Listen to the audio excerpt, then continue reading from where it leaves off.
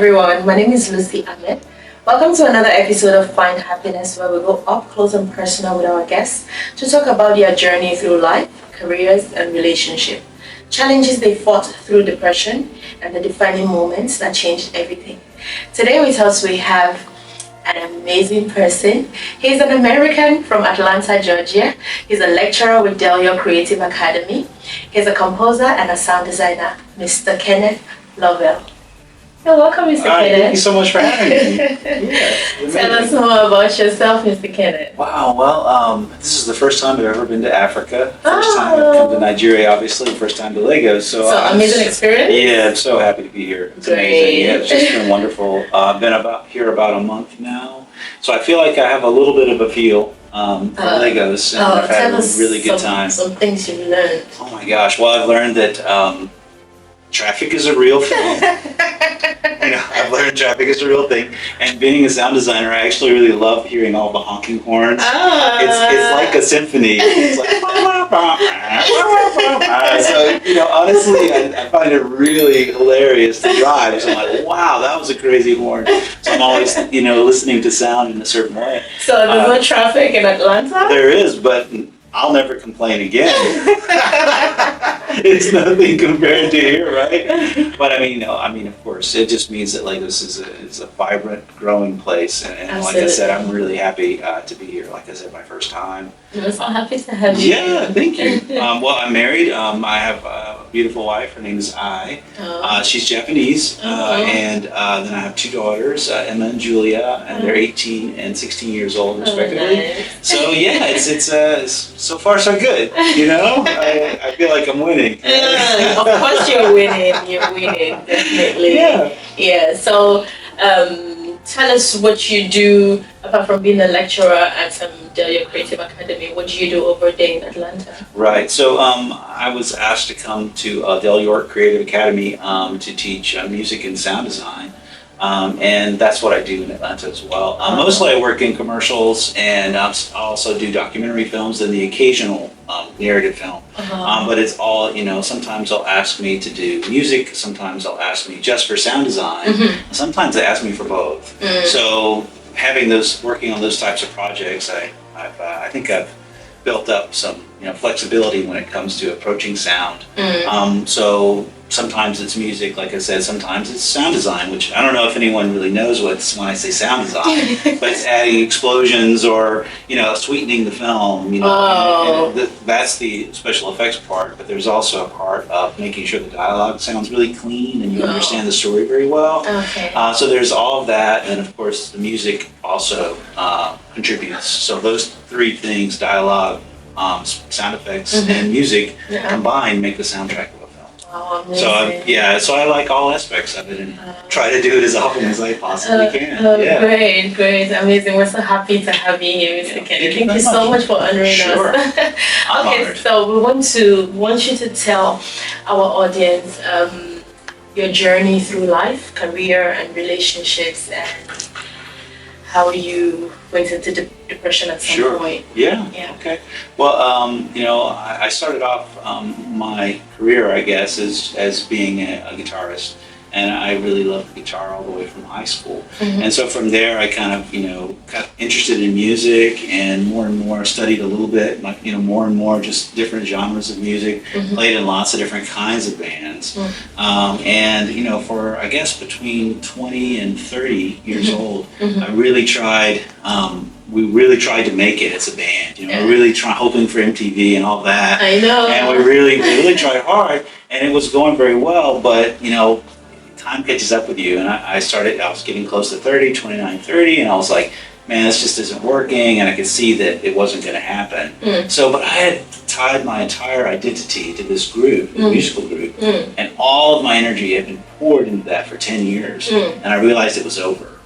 So it's like, okay, well, I'm no longer that anymore. That's gone. So I felt kind of like an empty shell, and you're like, well, I knew it wasn't over, so I was like, well, what's next? Yeah, totally broken. I felt like I failed, even though I hadn't. It wasn't just me that it was lots of elements that happened or didn't happen. So you end up feeling guilty because you kind of carry this group with you. Oh, sorry, carry this group with you, and so because I was kind of the leader of the band or whatever, trying to make things happen, and for whatever reason it didn't. So you end up carrying a lot of guilt, and then of course, as you think that way, you slowly kind of slip into depression, because you feel like, I really let everybody down.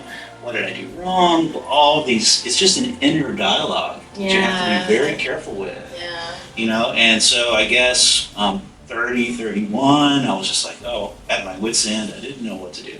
But I knew I needed to transform somehow. And one of my other loves in life is the Japanese language. So I had actually studied Japanese in college a bit.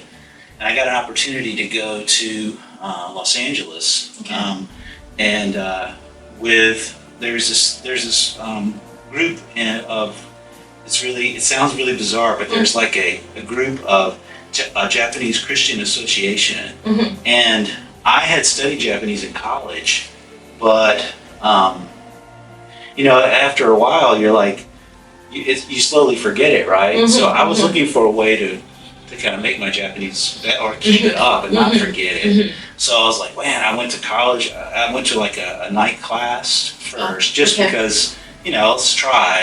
But it got expensive. Honestly, I couldn't pay for it. So I was like, what else could I do? So I thought maybe there's a Japanese church in Atlanta. And I was like, okay, cool. I could go to church on Sundays and learn Japanese and practice my Japanese. Practicing Japanese and for free. You already know Japanese. Yeah, for free. I just wanted a place to practice. So I was like, okay, cool. There's one. I found one. And so I was like, great. I'll just show up on Sunday. So here I am walking in. Hey everybody, they're like, who the heck is this guy? They had no idea, but they were very gracious, and I kept coming, and eventually I started making friends. And so they have a Japanese Christian conference in Los Angeles every year, and so because I'm a musician, they quickly handed me a guitar, and I started playing with the praise band, and I'm kind of like part of that band now after about a year. And so they're like, we have a conference. Please come and play. Please come, because the band is going to go. That band had been selected to be the conference band. So please come and play. And I was like, well, okay, I guess I'll go to Los Angeles with this crazy group of Japanese people. Why not, So I went, and the interesting thing was, so one of the background singers in the group from Atlanta, I didn't realize it, but she had an older sister. And she was coming from England. She was working in England at the time, in Scotland, not England, sorry, everybody's Scotland. So, she was working in Scotland at the time. So she came over for the conference. And so I was like, wow, okay, cool. And so we met literally on Thursday night, and I asked her to marry me on Sunday. Friday, so 3 days. Wow. Yeah. And she said yes, which was amazing that she did. Because I was like, okay. And you guys have been married for about 21 years now. Wow. Okay. Yeah, 21 years, right? So, and I think she was also looking for a change, and I was looking for a change too. And when we met, we were like, there's obviously something here. We felt like it's this magnetism. And we were like, well, I'm not doing a long distance relationship. He's not going to do that. And so the answer was, I was like, I remember it so well because I was there, I was sitting and playing the piano. She came and sat down beside me, and she said, what are we going to do? And you said, marry me? Yeah, pretty much. She was like, what are we going to do? This is a huge question, because that means that she understood, I understood, so without saying, and I was like, I want to marry you. And I was like, oh God, I can't believe I said it. I didn't mean to say it. And I was petrified. I was frozen. And she goes, okay. And that was it. So from there, my life transformed. It really just completely took a different direction. We were married that same year. And let's see, so that was January. Okay. And so I went to Japan in April of that same year to meet her parents, which is a whole other thing. They're amazing people, but I was scared to death because I didn't see her from January until April. So and there was no there's no WhatsApp, there was nothing. Like we had emails and really expensive long distance calls, so we couldn't call, so expensive. So from there, I was like, man, I hope she shows up at the airport because maybe she's changed her mind. I mean, seriously, I mean, we knew we loved each other, but she might have got cold feet. I have no idea. And I remember I showed up at the airport. And it wasn't like Tokyo. It was like a small town. So I had to go to Tokyo and then fly down to her town. Whoa. So it was a process to get there. It's like 30 hours to get there or something. Wow. Crazy, right? I'm by myself on a plane. I'm like, oh my God, this is crazy. What am I doing? What am I doing? What am I doing? I sweat through my clothes like twice. And I was like, this is crazy. I was like, I hope she's there, because if she's not there, I don't know anybody. I'm in the middle of nowhere in Japan. What am I going to do? Hours. Those are a lot of hours to think, right? Once again, you're in your head. Yeah. Right? So you have to be careful about that. So anyway, I get there, she's there, of course, and it was awesome. And she took me to her house, and I talked to her parents. They're beautiful people. And then so the next morning we got engaged in Japan. Of course, I'm like completely like bleary-eyed, jet lag, like crazy. But so we do that. I stay there for 2 weeks. Then I leave. I go back. And so she doesn't come back until August. So once again, April, May, June, July, August. That's a lot of fun. It's like what can happen in a year, right? Yeah. And so we scheduled the wedding, and we were married on August 17th. So, it was a crazy, but that was like the transformation, And from there, directly from the honeymoon, we went to New York for the honeymoon, and then I moved to Japan. I left everything. I sold everything. I sold all my guitars. I sold my car. I didn't own a house at the time, but I sold everything and just dumped America. I was just like, bye, I'm out. And so we went there, and it was supposed to be for a year, but it ended up being 5 years. And my first daughter was born there. So literally, once I was in Japan, I just transformed myself. I was like, what do I really want to do? And I decided I wanted to work in sound for film. So I studied and did all my courses and did all that stuff. And then came back to the United States and found a job doing that. Wow. So I can see that you found happiness at the point where you met your wife. That's right. Yes. Great. Absolutely. Great. And it really brought a lot of things together because I had spent so much time studying Japanese, and then I didn't use it when I was traveling and playing stuff. But there was always this thing that I had. Yeah. And those are two things that I love in life: are languages and music. And so it was weird. It was kind of like I had this moment where I felt like that. Okay, now's the time for Japanese. To come in. So you feel like you have failed in the first field, which is your first love, which is music. That's right. And you got broken and entered into depression, and then you found yourself back, and you said, let me pick up this Japanese, and see how far it takes me. That's right. I mean, music was kind of broken and gone, and honestly, I didn't even want to play it anymore. I didn't play guitar for like a year. I was just so. I'm like, no, thank you. So, and I looked around in myself, and I found this other thing. Oh, I really love Japanese, and it just I switched tracks. It's like I'm a train that kind of changed the track, for a minute. And then I also realized that, music was going to come again. So as I was there over 5 years or so, I slowly started getting back into music, slowly started getting opportunities. And then I was like, well, I'm coming back to the States. I don't have anything. I can do whatever I want. So I chose to try music, but this time more studio work in a different way instead of trying to travel and do all that stuff. Yeah. So that was really huge for me. Yeah, I'm an actress, and I've been opportunity to be around people in my industry, not actors, though some musicians. I've seen how people who are very advanced in age are still trying and struggling to just make it in music. Right. And sometimes I look at it and I'm like, sometimes these things will never work. Find something else. Yeah. It's your first love, but you have to survive either way. That's right. So if you keep pouring all you have, all your strength and everything into this, and it doesn't work, what happens when you're like 40, 50 and you don't make it? Then you become so depressed and you feel like you failed. That's right. So if this one is not working, find something else that you know you're good at and see if it's going to work. And you can still go back to music at some point. You get what I mean? And that's what you did. That's exactly what I music did, didn't work for you, and you found your second love, and then it worked, and it changed your life completely. And then now you're back into music. That's right. But not as a musician, but as a composer, a sound designer, you're doing so well. Yeah. I mean, well, the interesting thing is, I would say that nothing you do goes away.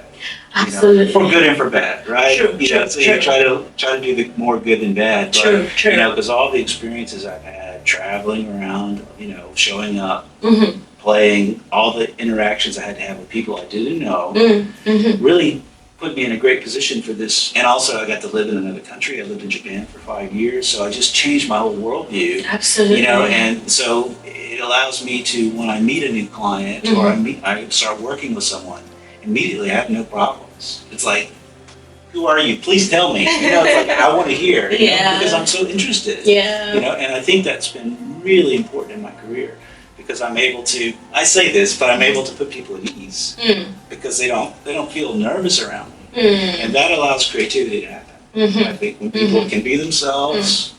You create this bubble, right? Yeah. You're like, don't pop my bubble, man. I want to have this bubble, where we can do something cool together. Yeah. And I think that's key. Yeah. For everyone feeling like the project was a success. Not just me, not just you, but collectively we worked on it together as a team. And then we're like, oh, that was so fun. I can't wait to work with you again. Absolutely. That's the key to being able to build a career in the creative creative industry. Yeah. I have another question to say, how did you find happiness? But you already explained how you found happiness. There's no need to go back in there, you know? Yeah. But right now, at the point where you are in your life, in your career, in your relationship, and in everything that you do, are you going to say like you're very, very happy and fulfilled? Absolutely. Oh. Yeah, absolutely. I mean, it's such a great balance, and I realize that the two things that I love are now part of my life. The study of Japanese language and then music. It's like I go home and we speak Japanese at home. I go to work and I do music and sound design. It's a fantastic balance. It's literally all that I love. Great. But I had to throw away one. I had to put music down for a minute, and then I had to find a way to pick it up again in a different way. Absolutely. And I think that was key for me. Like being able to let go of what I love. Sure. There's a famous Sting song that says, if you love something, let it free. Yeah. Set it free, right? If it comes back to you. And if it comes back to you, it's real. Yeah. And I'll have to say that was absolutely true for me. Absolutely. Yeah. So I would like you to talk to our viewers and tell them, for people who are going through depression at the moment, people who are confused, who don't know where to go from where they are right now, they are broken, they are down. It's like life is over, I can't go on anymore.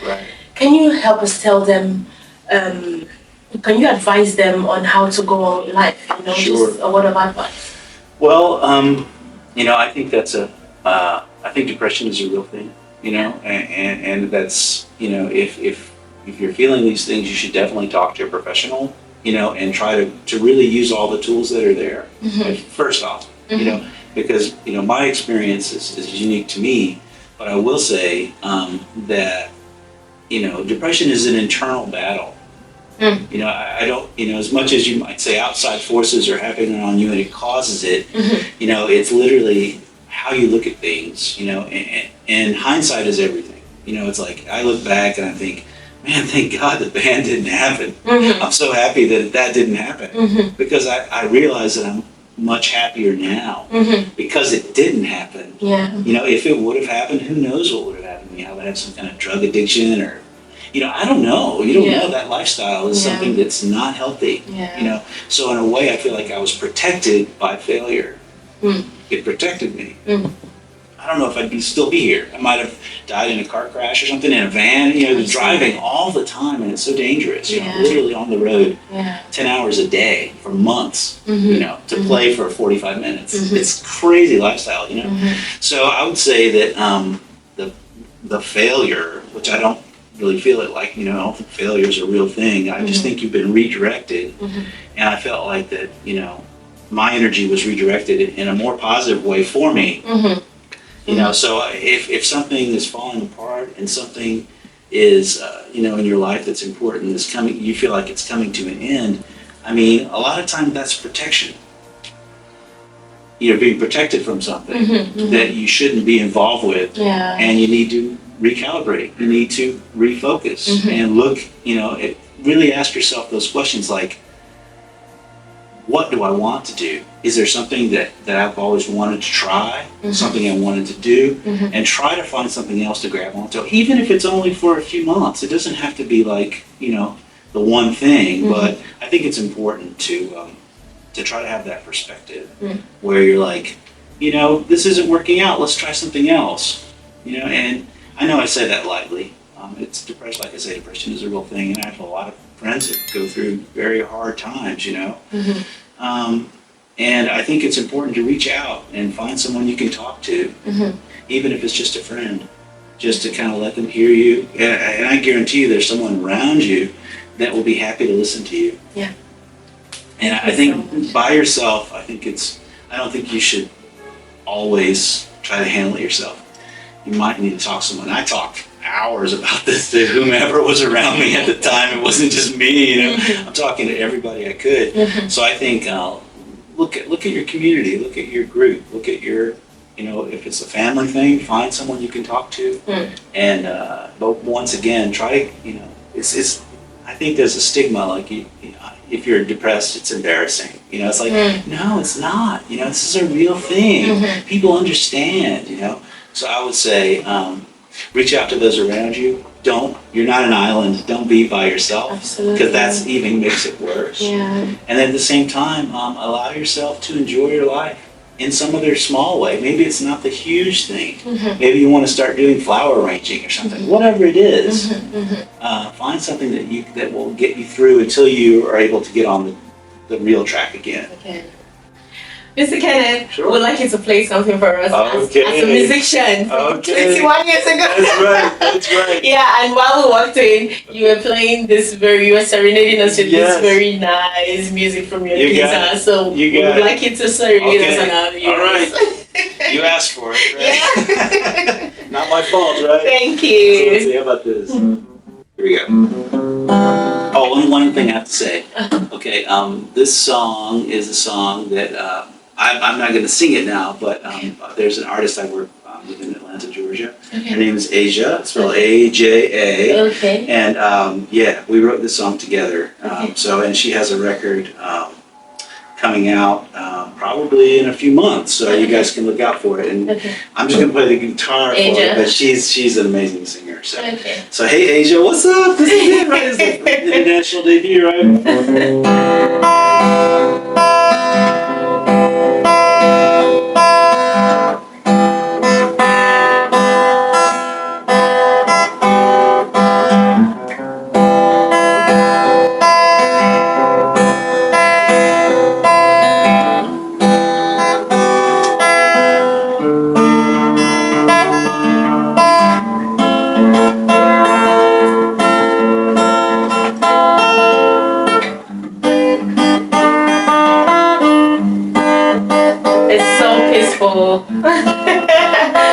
The sound is so peaceful. Nice.